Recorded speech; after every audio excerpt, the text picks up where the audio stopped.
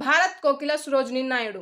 13 फरवरी का दिन भारत में महिला दिवस के रूप में मनाया जाता है क्योंकि इस दिन सरोजिनी नायडू का जन्मदिन होता है। महिलाओं के लिए वे प्रेरणा का एक अनुपम स्रोत थी। श्रीमती सरोजिनी नायडू का जन्म 13 फरवरी सन 1879 को हुआ था। उनके पिता डॉक्टर अघोरनाथ चट्टोपाध्याय कई विषयों के विद्वान थे। उनकी माता धार्मिक विचारों की महिला थी।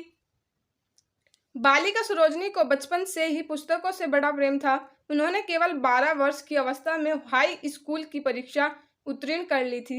बचपन से ही कविता पढ़ने में उनकी विशेष रुचि थी। वे गाती भी बहुत अच्छा थी। 11 वर्ष की अवस्था में उन्होंने पहली कविता लिखी जिसकी बहुत प्रशंसा हुई थी। इससे प्रोत्साहन पाकर सरोजिनी नायडू ने 1300 पंक्तियों की एक लंबी कविता The Lady of the Lake लिख डाली। एक छोटी सी लड़की द्वारा अंग्रेजी में कविता लिखे जाने से लोग बहुत आश्चर्यचकित हुए। हैदराबाद के निजाम ने इससे प्रसन्न होकर सरोजिनी को छात्रवृत्ति देकर इंग्लैंड पढ़ने भेज दिया।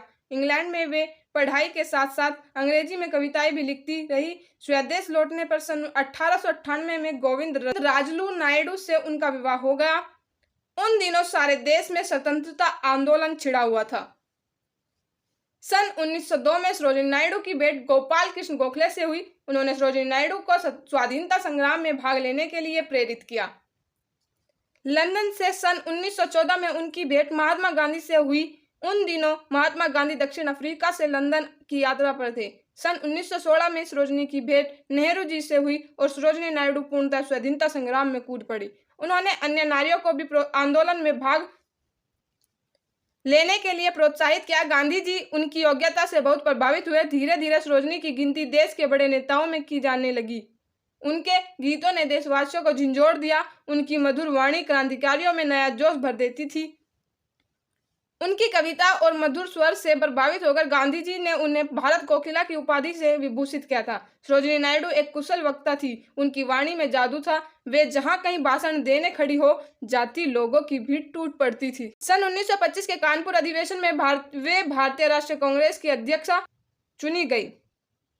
भारतीय महिलाओं में यह पद सबसे पहले सरोजिनी नायडू को ही मिला था।